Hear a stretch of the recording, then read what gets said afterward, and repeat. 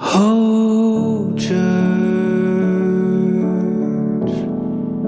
when did we lose our way? Welcome to the Deconstructionist podcast. I'm your host, John Williamson, and we're back with part 2 of my interview with Dr. Thomas Kazen. Thomas is a professor and chair of biblical studies at Stockholm School of Theology, University College Stockholm. He has authored numerous books and articles in English and Swedish, including Moral Infringement and Repair in Antiquity and Impurity, and Purification in Early Judaism and the Jesus Tradition. Today we bring him back for part 2 of our talk on his new book, Dirt, Shame, Status, Perspectives on Same-Sex Sexuality in the Bible and the Ancient World.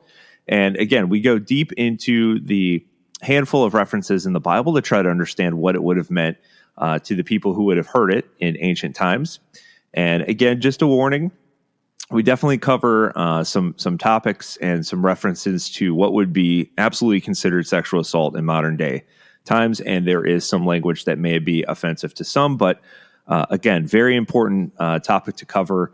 And hopefully this is beneficial to those of you listening. So without further ado, here's part 2 with Thomas freaking Kazen. No church.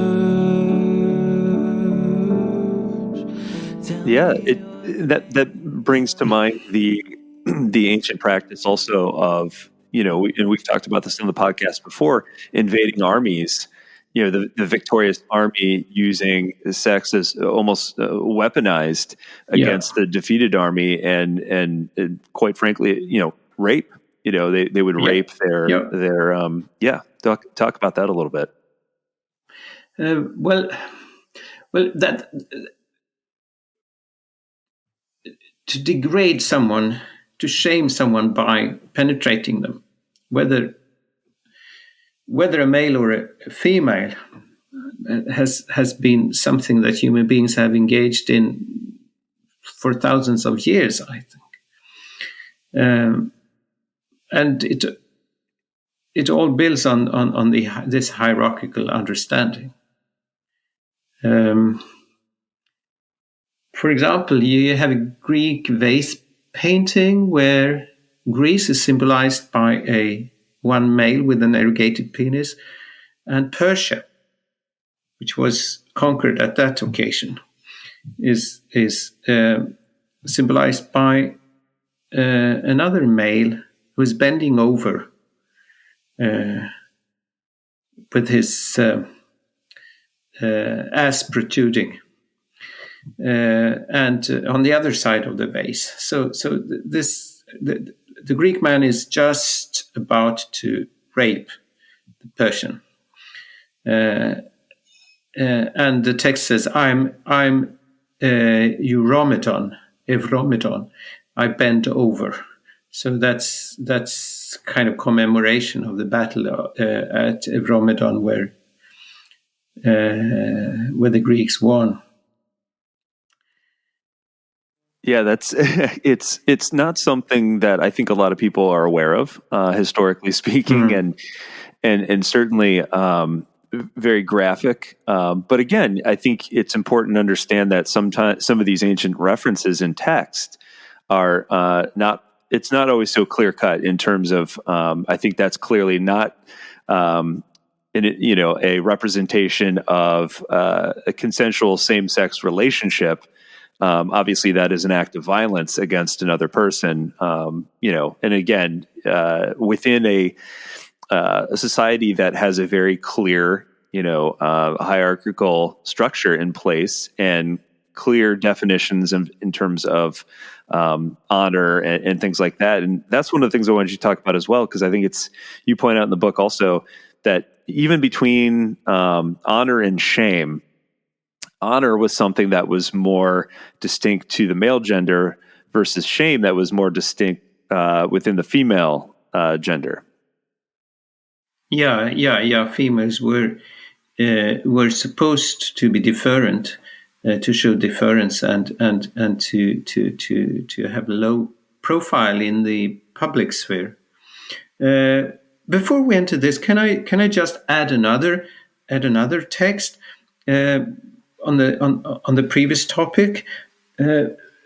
because we've got this interesting text from the Middle Assyrian laws from the 11th century BCE. Now they are old, right? And they say that if a man spreads secret rumors about his neighbor and says that everyone fucks him, that is, everyone penetrates him, he will be very, very severely punished with lashes and a heavy fine. But if a man actually fucks his neighbor, if he penetrates his neighbor, and they prove it and find him guilty, what happens then? Then the other males shall penetrate him, shall rape him. That's the punishment, and castrate him in addition. So there you've got, it's not the act of a sexual act between two males that is considered the problem here. But it is the fact that you have got a male who's penetrating another male, a companion, is the meaning of the Kazen word. It's another male at the same level, and that is the problem. And the appropriate punishment then is supposed to be to submit him to the same treatment by the collective, because he has shamed this person, right? Now, of course, if it's a matter of a woman, she can also be shamed, of course, but not in the same way. And shame is a tricky issue because, on the one hand, for a male to be shamed is a catastrophe. For a woman to display shame is an honor. Shamelessness is one thing. That's bad. But to have the proper type of shame, the proper amount of shame, that is, in a sense, honorable. So a woman's honor is her shame. And then we realize that shame has a broad shade of meanings because it always has to do with your proper place in the hierarchical order. And of course, in ancient culture, there are movements back and forth how much freedom women have. There are periods in which women gain, more independence and more freedom, and there are periods when there are backlashes. And very sadly, when the Christian religion becomes established, we find many examples of repression, further repression of women's space and agency. In many ways, I mean, we've got these post-Pauline or pseudo-Pauline texts which tell women that they are not allowed to teach, and they should just keep quiet and be subordinate to their husbands. And when we get further into Christian history, it doesn't get better at all. And of course, there are other examples in ancient history, and the most interesting thing, I think, is Sappho and the group around Sappho at Lesbos. And I mean, we're back around 600 BC. It's even before the Israelite exile in Babylon. So it's early, right? And the poetry that has been found in fragments and partly reconstructed by Sappho is remarkable, because because of the lack of hierarchical, kind of lack of hierarchical structure. It's of a completely different character compared with male poetry of similar kind. When Sappho describes love between women, there's a mutuality in this, and a feeling of love in this, which is very absent from corresponding male poetry. Males who wrote poetry, they wrote pederastic poetry. They wrote about boys whom they adored, and they warned about them getting too old and hairy. The poetry is very coarse, and it's very misogynistic. They think that it's better to love teenage boys than women, because women have no brains. Well, it's a noose. So the understanding, the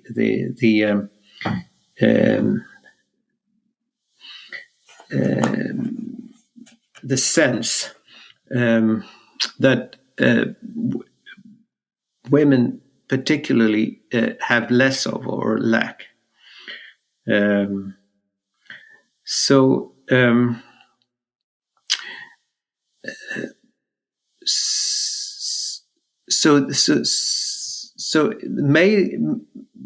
pederastic poetry is kind of built upon a very low view of women all the time.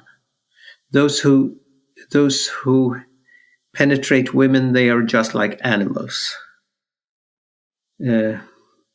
One of these poets says to Straton of Sardis, but we have an advantage because we have invented anal sex. So, but those who have sex with women are just like animals. It's some of those texts are not very nice to read, and I must admit that when I've been working on this for some time, I was quite fed up with some of these expressions because they were so disrespectful, and it's still.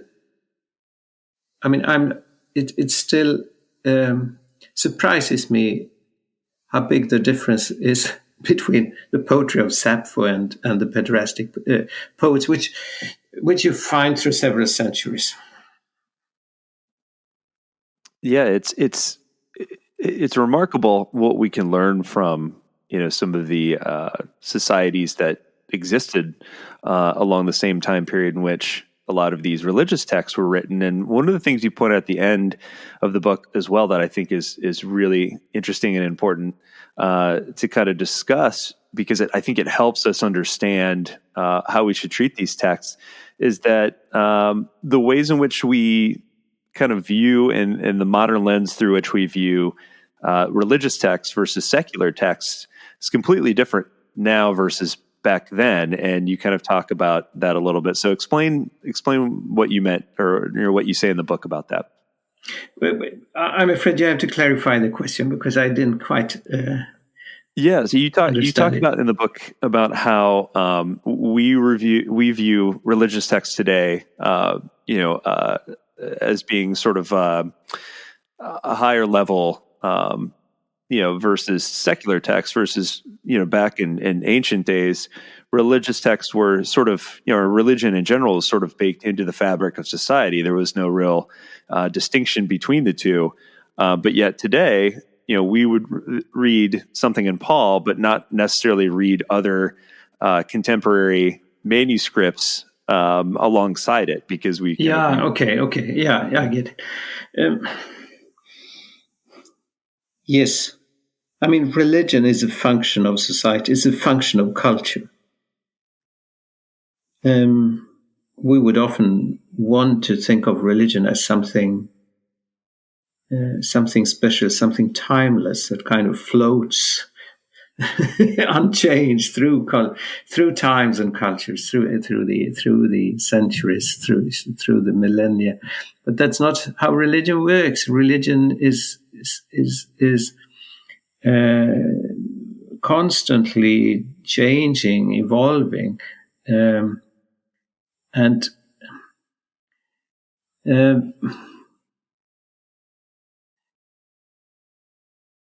if we go back in time, religion was based on the same level of understanding, of knowledge, of science, etc., as culture at large. So it's only really in modern times that religion has become kind of backwater area of reactionary and conservative ideas that do not keep up with science and with the general level of knowledge in society. I think that our world would look quite different if religion had kept pace with the rest of development in society. And many people think that religion is supposed to be some kind of safeguarding old traditions in a very conservative way, and is kind of bulwark against new developments, and so you've got these weird situation where many religious people don't believe in scientific findings and don't believe in evolution. They don't believe in vaccines. They don't believe in whatever. And that's not the place of religion in history. That's just fraction of history. The last few hundred years, this thing has happened, and when it comes to texts, the idea of religious text being absolutely normative in a sense is also a very weird idea. Because if we look at the history of holy texts, they have been changed and rewritten and complemented and interpreted through centuries and millennia. And that is completely necessary in order for human beings to be able to use ancient texts with some kind of relevancy. And I usually say that religious texts cannot be normative. They are formative. They can be formative. And with formative, I mean that they shape and they influence human cultures and human thinking. But we constantly negotiate with them. We discuss with them. We interpret them. We discard some of them and we keep some of them. Some of these texts become irrelevant to us because we know more things and other things. We do not, we cannot entertain the idea that in these ancient texts, every single truth about human life and human society and the human world, every physical law or whatever was revealed in some mysterious way. They are all dependent on their context, on their culture, because that's why they were relevant back then. and they cannot be relevant. These texts cannot be relevant to us in the same way as they were relevant to some people back then, because they reflect a different world. But maybe problem is that this world has changed very slowly during thousands of years. This world has changed only very slowly and gradually. And now during the last few centuries, the world has changed at a much higher pace. And we have problems in keeping up with that. But on the other hand, we have the tools. We have historical tools. We have literary tools. We have hermeneutical tools. We have all the tools we need in order to disentangle these ancient texts and understand why they look like they do, what they meant to people back then, and what we can learn from them, and what we have to say no thank you to, because the preconceptions, the assumptions are no longer valid or no longer relevant. I think that's the only responsible way we can use religious texts today. Otherwise, in the end, religion will end up in a museum as some kind of obsolete, silly phenomenon of past ages. If we do not respect the basic fact that religion is a way of dealing with human life and existence existentially, based on our whole human history and what we have inherited from the past, but we need to interpret. Yeah, I absolutely agree. Context is so important. And to kind of sum up, I think I don't want to ruin it for anyone who hasn't read the book yet, because the book is incredible and you should all go out and get it. And I have not mentioned the name of the book yet. Shame on me. And so it's called Dirt, Shame, Status, Perspectives on Same-Sex Sexuality in the Bible and the Ancient World.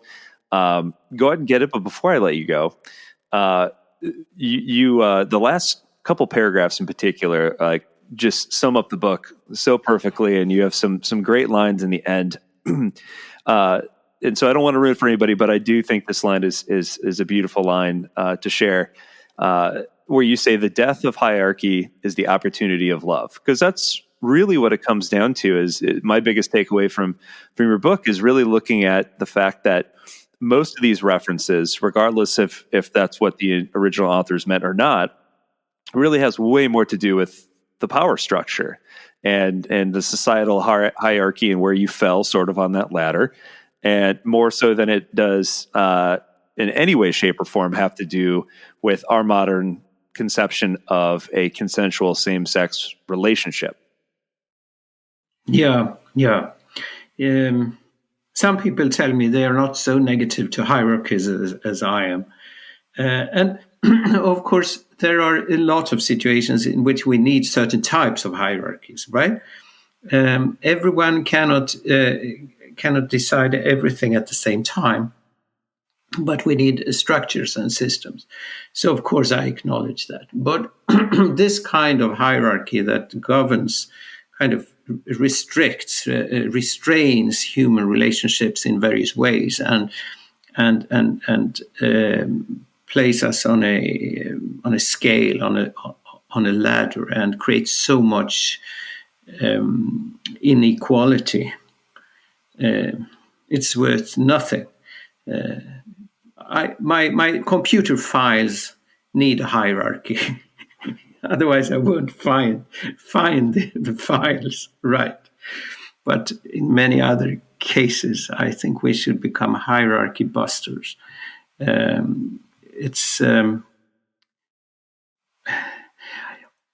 were people loving each other in Antiquity, whether they were of the same sex or of opposite sexes. but hierarchies restrained the ways in which people could relate to each other and express themselves. And I'm afraid that hierarchies still restrain us in many ways today. We have much more of hierarchy in our modern societies than we benefit from. It's I'm happy of that last sentence as well. Actually, the death of hierarchy is opportunity of love. Love hardly survives hierarchy.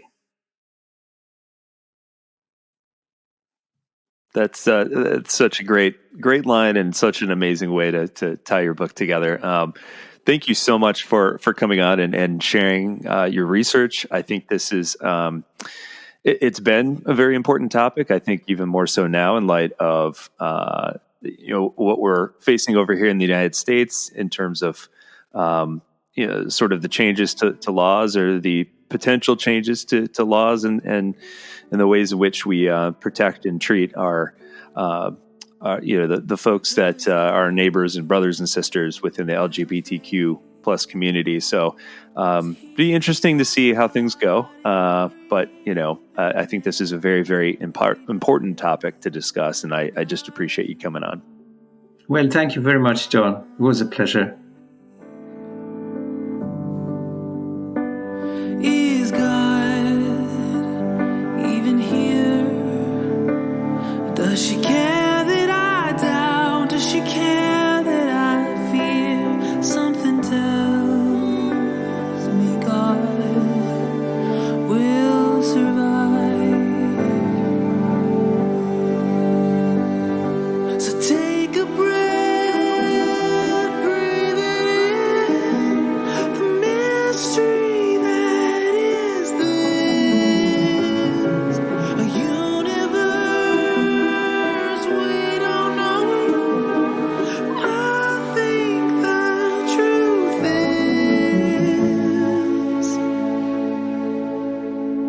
if God has a face, his face must look like yours.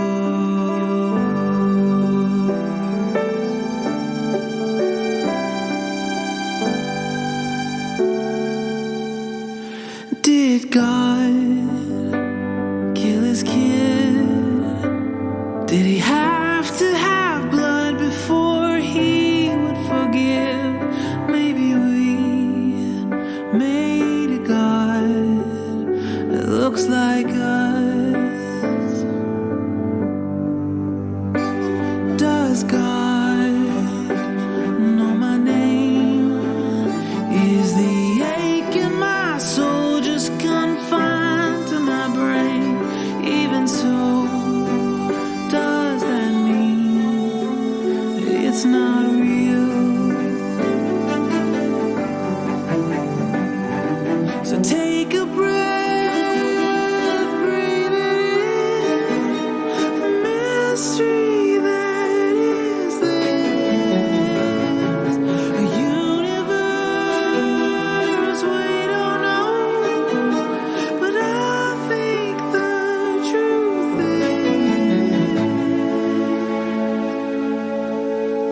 is, if God has a face, her face must look like yours.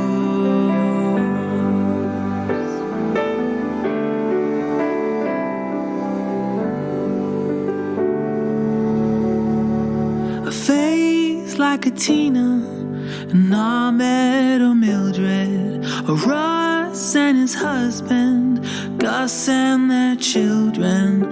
Face like a Kim, a Ted or Tyrone, a Lucy born with an extra chromosome, a Pablo with legs he can't move by himself, a girl born a Daniel who now is Danielle, a Bill H. and Yee, even white guys named Todd.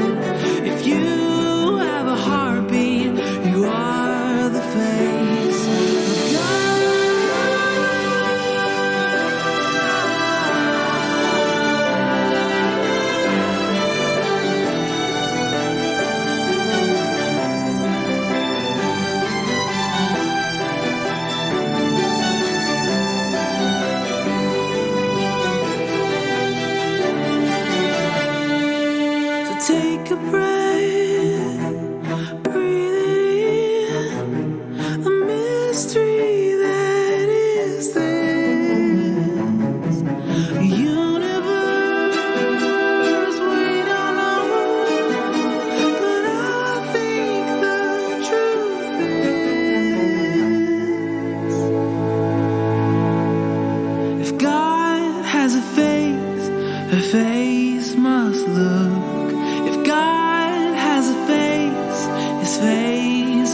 look.